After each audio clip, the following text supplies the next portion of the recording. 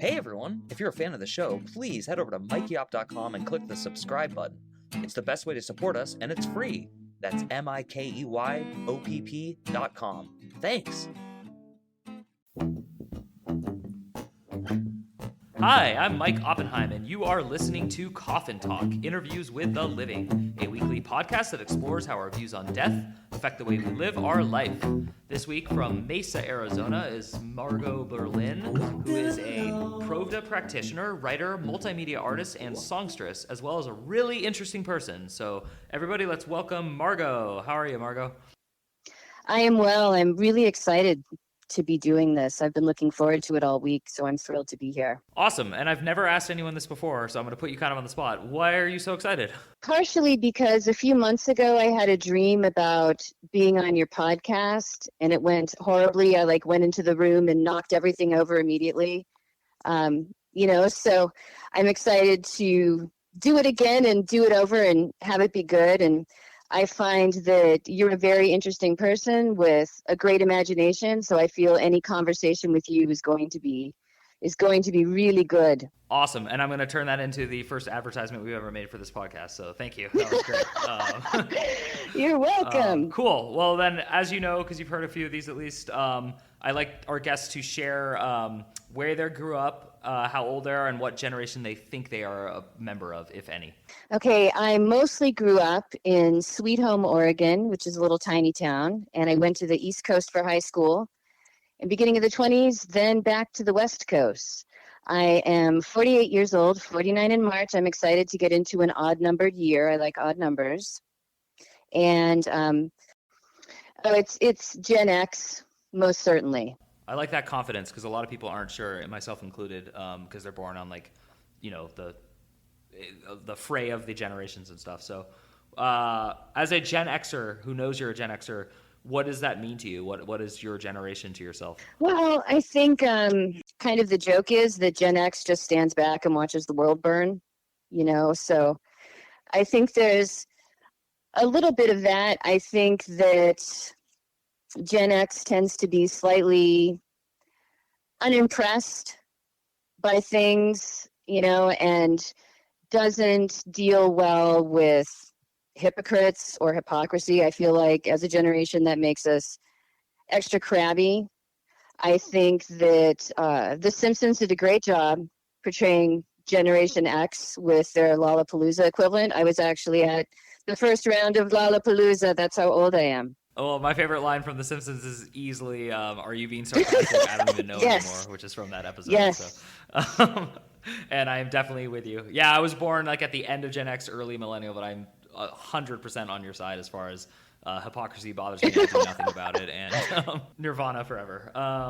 So yeah, and you grew up in the Portland area, outside of it, I'm assuming, and then you went to the East Coast, and then you came back. So that's cool.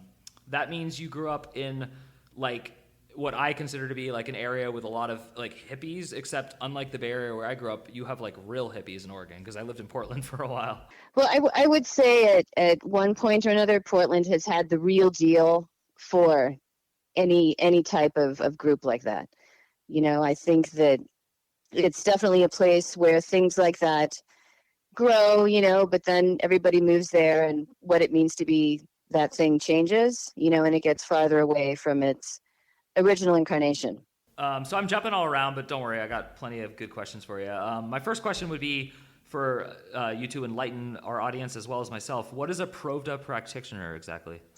Well, Provda is my own creation. It began as a language, and that was rooted in a need to communicate specific emotional inner life, the unseen thoughts, the needs and wants. Like any other language, it's born out of that need to communicate, and specifically to be able to encompass complicated feelings in a single word, which is something German obviously does amazingly well, because sometimes I felt like English was just woefully insufficient, so in Provda, the word akiyan is defined as an ache, like an old break in the bone, only beautiful, like returning to the home you thought destroyed and finding your favorite toy survive the fire, like that particular kind of feeling, which probably doesn't come up too much, but I think it can be applied to other things other than finding your favorite toy after a fire. And in Provda, because it was born basically out of my need to express how it feels to love someone so much and have them be so terrible for you. So in Provda, the word uta means both love and grief, because that which has not loved has not grieved, and what has not grieved has not loved. So it began as a language and morphed into my spiritual practice. I'd been dabbling in all different kinds of things for my life up until that point when I created this, which was probably about a decade or so ago. The thing that really interested me that you said is because I learned like German words to do what you're doing. Like Schadenfreude is like a really good example that is kind of popular in the United States now. But yeah, they have like psychological words, but your definitions are really articulate, and I've read some of your writing, so I see where it comes from. This is the weirdest question I've ever asked someone. Do you take yourself seriously or not seriously? Because I take you seriously, and all this sounds very serious, but... I take it seriously. I mean, I try to have a sense of humor about it. I find it best to maintain a sense of humor and kind of apply it to everything, as it lessens the pain of life to be able to laugh at stuff. But I mean, I don't have a grim, clenched teeth grip on it by any means. For me, Provda is very fluid, and for someone else who's a Provda practitioner, their structure for it might be entirely different than mine. Because the point of Provda is that your relationship between you and God, or your equivalent, even if your equivalent is a vast nothingness that spits you out and swallows you back down, even nothing is something in that respect. That's really, really interesting, and I'd like to know if you have a word for God in Provda. And can you explain it? Domi, that's the word for the divine masculine.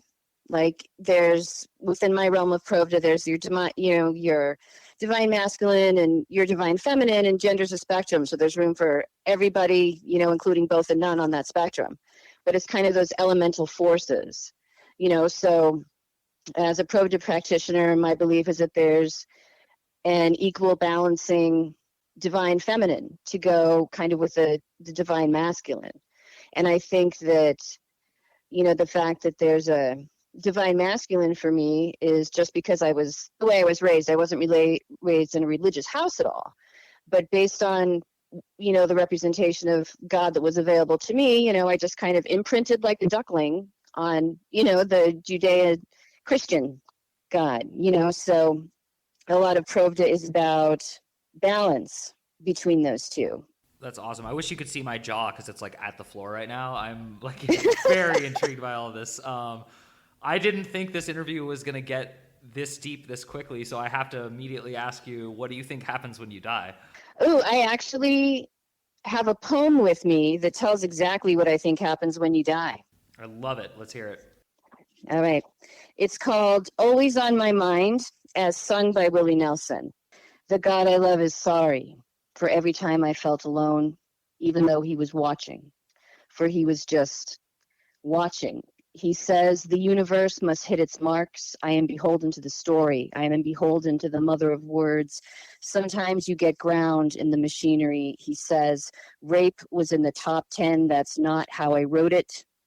He says, what do they think Christ is going to say when he comes back? I love what you've done with the place. I hear his laugh. I feel his hand. I see it clear. One day I die, get promoted, go live in a shack by the swamp. The bugs don't bite and the gators pile at my feet like happy dogs, well run. Wednesdays, God comes over, we make gumbo together. His form, Sam Elliott, dressed as a working cowboy. He tells me the identity of the killer for every murder I ever wondered about. I tell him stories he doesn't know the ending to. After we smoke, after we eat, after we smoke, he leads me to the bar after closing and unlocks the door, for the God I love holds every key. He settles me in, hands me a drink, turns on the stage lights, and the karaoke machine sings always the same song to me. I am spellbound. That was great. It's very rare that I am able to listen to poetry and track with it because I'm a visual person times a million, and that absolutely worked for me. I understood everything. Incredibly interesting how your mind seeks answers, but then also has solutions. And I really admire that. I mean, absolutely. The first question I ask God, if she exists and I'm able to ask questions, is definitely like JFK. I'm like, just spill the beans, buddy. Wow. So, I mean, this is why I asked if you take yourself seriously or not. I didn't say, are you serious? Because that's a very different question. It's more that like the tongue-in-cheekness of it all is always there. Not when I'm talking to you personally. I want to make sure I make that clear. But in your poetry and in your prose. Okay, I'm going to go out on a limb here. You are comfortable, and I'm going to ask, are you familiar with the darkness? I would say yes, absolutely. I mean, I have, with Provda, there's the idea that there's a path of redemption, and that there's the possibility of even something that's negative energy can be converted into positive energy. So with Provda, there's more of that energy conversion. I mean, it initially, when it first began, before it became what it is, it was more along the lines of hoodoo, but I would do protective magic or tarot card readings, healing type stuff, and I believe that there's, a path of redemption and there's a path of ascension for anyone or any creature that is looking to return to the light, so there's very much stressed within Provda the idea of understanding. They say, love is understanding, so if you love your enemy, that means you come to understand them, and usually that makes them less your enemy. So it's viewing even terrible things with a compassionate lens, but within the construct of the book that I wrote that includes some of the mythological Provda stuff, it's a little more toothsome and vengeful, but I think in practice it's less that. Probably less fun in practice. So back to the actual poem, I'm kind of dancing around, but it's all together in my head. The line that struck me the most by far, and I'm going to butcher it because my memory is not great, but I'm sorry for all the times. The God I love is sorry for every time I felt alone, even though he was watching. That struck me more than any other line in it. That's the part I want you to talk about. I just want you to talk about that, please. It's the easiest interview I've ever done in my life. Well, I think that, if something traumatic is happening or something terrible is happening to you, and there's an entity or, God or your equivalent that you love, and there's no intervention, there's this profound loneliness when, something terrible happens to you and there's no one to help and there's no one to save you, so I think in that moment, people can feel very alone, whether or not God is watching, and I think it's about that intrinsic loneliness of trauma and then the darkness that trauma leaves behind, and coming to a point where you make peace with that darkness because it stays a part of you. It doesn't have to ruin things. It doesn't have to drag you down or destroy your life, but it's part of who you are. I mean, people aren't the terrible things that they survive. They're more than that. But events like that change you. Absolutely. And I think in that change, there can also be a loneliness because you become someone else. Do the people you love still love you? Can you still be loved the same way? Can you love the same way? So my immediate question based on all this is, I found out, I think last week, that you have a daughter. Oh no, actually it's my son. Oh, sorry. Oh, I'm very sorry. Yeah. So anyway, you have a son, and he is quite mature, and he's engaged. And so I'm curious, when you were raising him, I know Provda is like 10 years old, so it's after the fact, but were you using the tenets of it and kind of like this philosophy to raise him, or how is it on the other end being a parent? I think it was, I mean, I think it was definitely part of how I raised him, and when he joined the military, he went to we always had a family altar in the house, and people thought like, boy, you're super decorated for Halloween. Nope, it's Halloween every day here, I guess. But he went to the the family altar to say a prayer, that him going into this knows what the outcome could be for him, and he accepts that outcome. So his prayer was that people who love him also accept that outcome if that's what comes to be. So I think philosophically, my spiritual practice and my attitude towards death, I think the attitude towards death probably affected him more than I realized, considering it now. Talking to you, wondering, in hindsight, what did I do to my kid now that I'm looking back on it? Yeah. Well, I think if your kid doesn't blame you for something, you actually failed as a parent. So Yeah, that's true. Then you aren't trying hard enough. Yeah, exactly. If you don't get blamed for something, yeah. But I'm incredibly proud of him. I think he kind of has. He has his own spiritual life that's just his. I think that your relationship with whatever it is deeply personal. It's intimate. It's just yours. It's an intimacy, a secret, something beautiful shared. That belongs only to you and, only to God and your equivalent. A couple questions now. Let's see. I'm trying to think which order I want to ask them in. The first one would be, you mentioned the word trauma a few times, and I don't believe there's a single person who doesn't experience trauma in their life. So I'm curious, is trauma something that we discover after the fact and deal with, or is it something we experience during it? Like, how does it work for you, or especially in Provda? I think with the issue with a lot of trauma, I have post-traumatic stress disorder, and that has a lot to do with the traumatic event isn't filed correctly as far as the memory goes. So it's always still happening. So it's waiting for a trigger, it's waiting for its moment, and it feels like it's happening again. Time doesn't touch it, because it hasn't been basically filed correctly, So I think, for me, EMDR as a therapy has been helpful as far as doing that filing so that your spirit and your mind understands that this happened. It's not still happening. So I think a lot of people are caught with the notion that because it's still happening somewhere inside them all the time. It's just waiting for a reason. It's waiting to have effect. But I think that it's possible to overcome trauma and in some ways draw strength and power from it. Trauma is very powerful, and if the darkness associated with it that is negative isn't there, then there's power there that people can use in their own life, in their own ways to take back control. A lot of trauma is about something horrible, which isn't in your control, And so when you say you have PTSD, is there going to be a day where you will no longer say I have it and I had it, or is it like once you have it, it's permanent?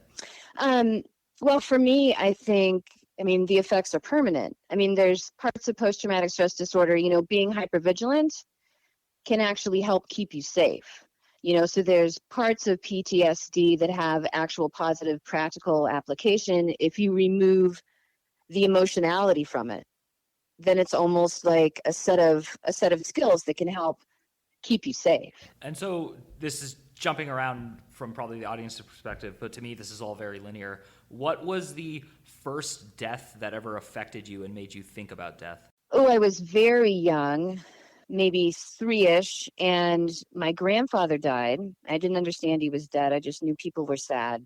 And then I went looking for him, and I went to look for him in his bed, and my uncle was sleeping in his bed taking a nap.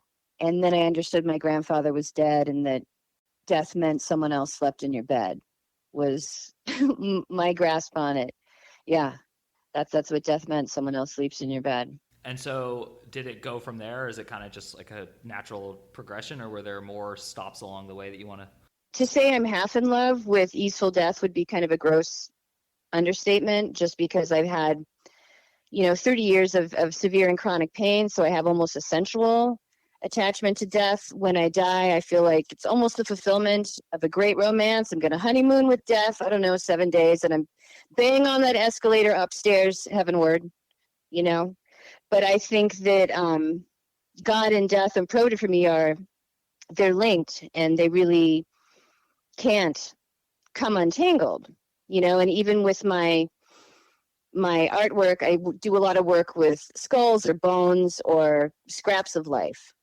Death is the great commonality. That's what we all have in common. And if it's possible to turn remnants of death or reminders of death into things that are beautiful, especially if you are able to have those bones emote. I have a Madonna and Child I made that's skulls, a large skull and a small skull. And moving those a fraction of an inch completely changes the emotion. I think there's a lot of emoting power within bones, because bones, I believe, are hungry for love. They're not hungry for flesh.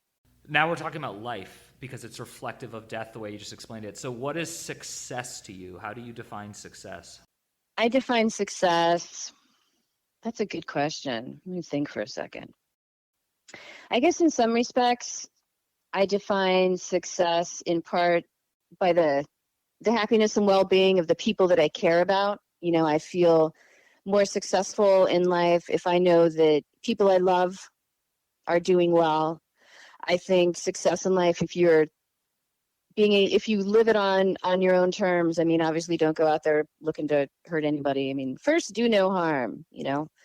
I think that being able to love in a healthy way and be loved in return in a healthy way, I think that's probably the ultimate success story for me or for anybody. Because if you have that capacity to love in a healthy way, not all love is good love. Some love is terrible.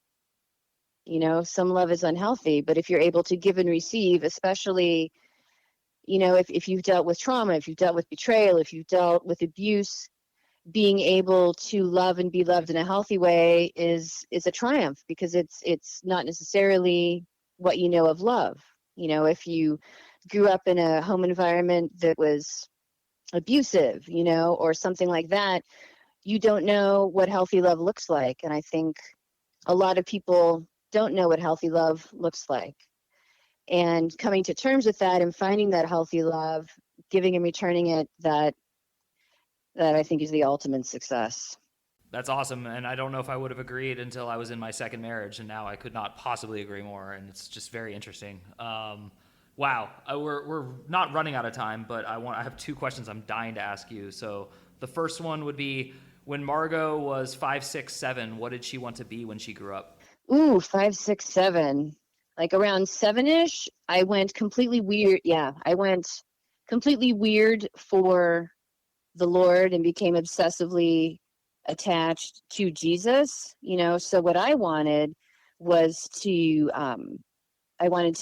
be with Jesus, or to give birth to the new Jesus. I had a fanatical, obsessive attachment. I prayed without ceasing. I thought if I didn't, my parents would die in a car accident. I was a weird child, and I was very weird for the Lord. And I think it all started because this is how long ago I was in elementary school.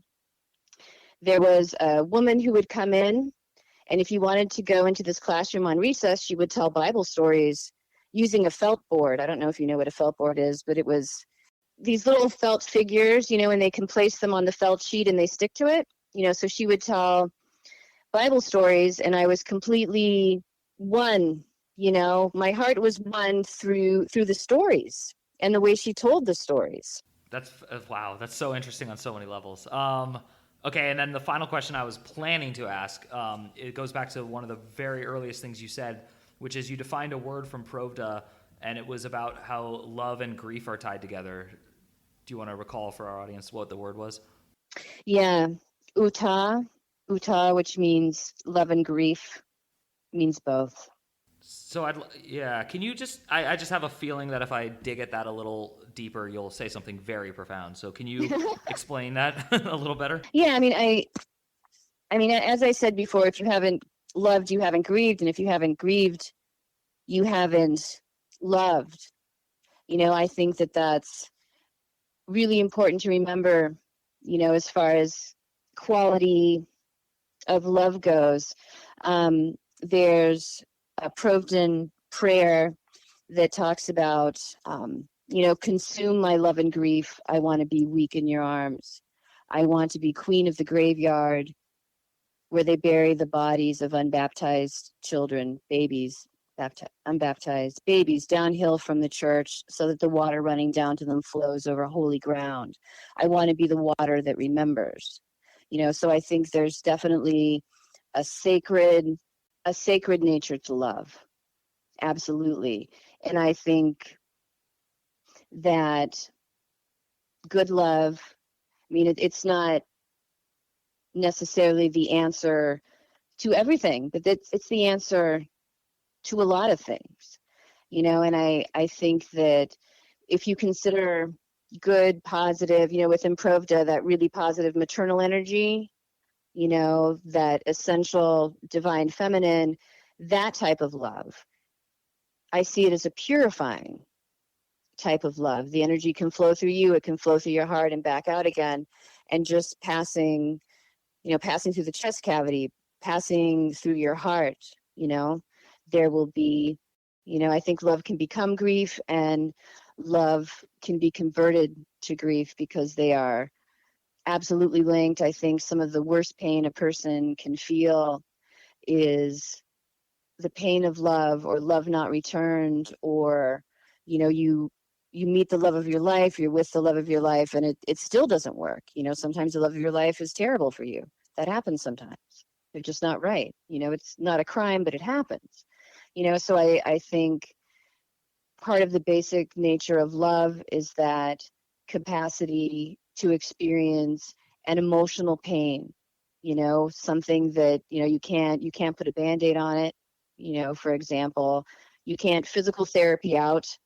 It's not a wound of the body. It's a wound of the spirit. It's a wound of the heart. It can become a wound of the mind. Wow. Do you have a word in Provda for how profound you are? There's the word profunda, but that speaks to a certain quality of love, like a profound love. Well, it's been a long time on Earth for me, and it's been a little longer for you. We're like 8 years apart, and it's been even longer for some guests and shorter for others, and I just find it very compelling that I'm tracking with everything you're saying, but I'm kind of tracking like, I'm going, aha, God damn it, why didn't I know this Provda thing when I was in my 20s? So, yeah. But I definitely like it, and you've been a fantastic guest. We are out of time, but I always give my guests one chance to just kind of have the floor. So if there's anything you want to say, please say it. I think that people bear a responsibility to explore other religions, other spiritual practices, because that enables you to see the commonalities. I think the most important thing we can do, just, all world religions, if it was possible to go in and say, okay, these are all the things that we agree on. Let's just agree on those, and people can affiliate themselves with that. I think that people were created, initially, or evolved in their environment, specific to their environment, their physicality, and also their spirituality and their religious practices.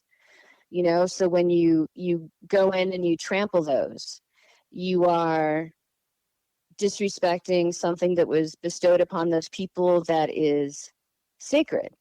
And I think that if your tradition trumps compassion, you're doing it wrong. And I think if your religious affiliation is why you hate or why you fear, look into that. You again, you might be doing it wrong. So I guess that's what I've got. That was incredible. You're so quotable. It's unbelievable. So Margot Berlin from Sweet Home, Oregon, and now in Mesa, Arizona. Thank you so much for coming on and helping us put another nail in the coffin. As always, that the best thing you can do to help the podcast is to subscribe to our podcast. So thank you again, Margot. Wow. So everyone at home, thank you again. My name is Mike Oppenheim. You have been listening to Coffin Talk, and we will see you soon. Walking alone when I walk into you, and I see that you see me, and I see you hear this tune, and I feel that you're near me, and I see you while the moon